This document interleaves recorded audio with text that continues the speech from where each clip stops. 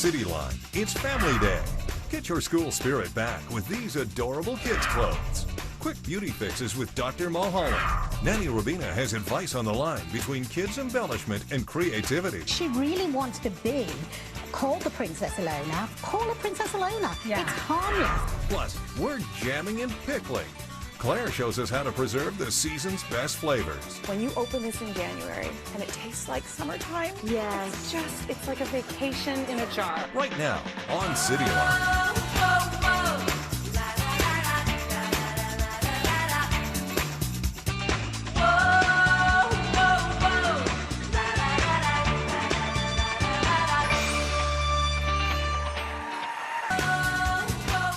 Dr. Steve Mulholland's here. We're talking about the dangers of the summer sun.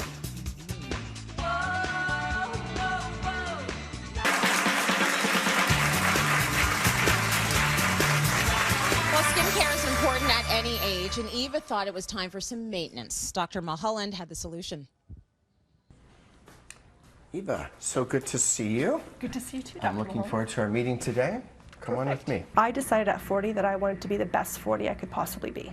And so the first way to do that was to get my skin looked after, because I haven't looked after it.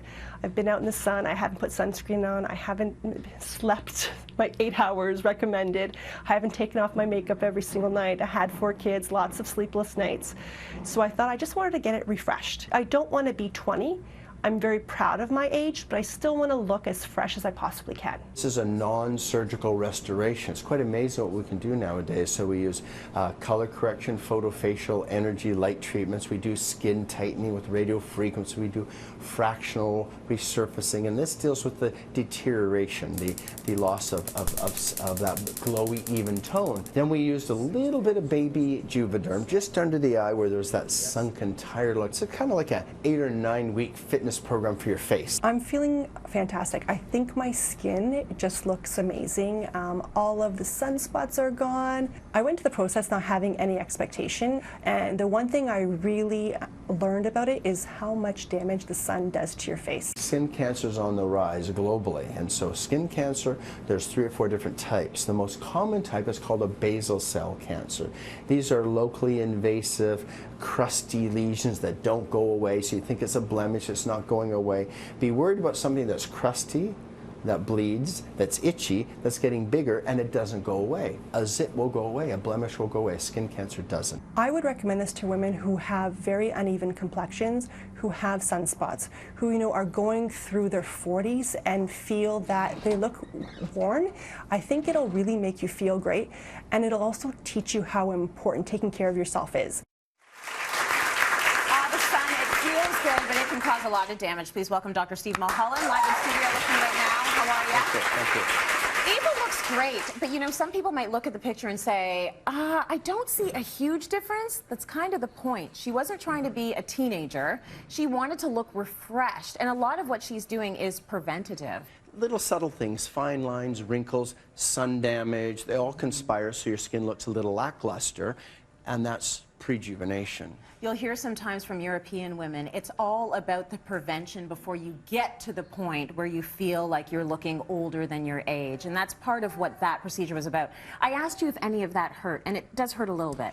Yeah, looking your best often has some discomfort associated with it. Right. Even like Eva did some baby Botox and baby Juvederm and some lasers, and they all have a flicky sensation to them. Yeah. But unlike something you might do at your day spa where there's no pain but it lasts 24 hours, this kind of architectural change in your skin can last months to years.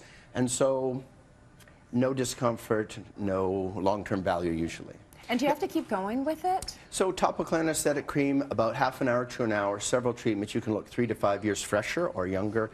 And then maintenance, about 2 to 3 treatments a year to maintain that youthful look. And then, of course, sun avoidance and sun protection. Okay, because the sun is the thing. People talk about aging, but really aging is just sun exposure. If you can stay away from the sun, you will probably look young forever. It's a thing that dries out your skin, and it can actually cause some serious damage like cancer. Totally true. Sun, it feels so good, but it really undermines the undercarpet of your skin, so it degenerates the skin, and in the worst case scenario, it turns certain cells into cancerous cells. Okay, so cancer cells, as you mentioned in the tape, it's on the rise. I think a lot of us feel that it's one of those things you can get, but you can't die from. It's okay, but a lot of us are not on top of figuring out if it's happening on our bodies and what it actually looks like. So how do you know if you have it?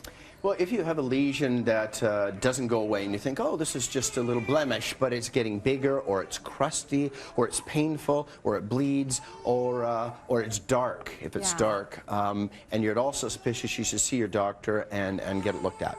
Now, a lot of us, you know, we might be looking at our legs and our arms on a regular basis. We're not looking at our backs or the back of our necks or even our backsides.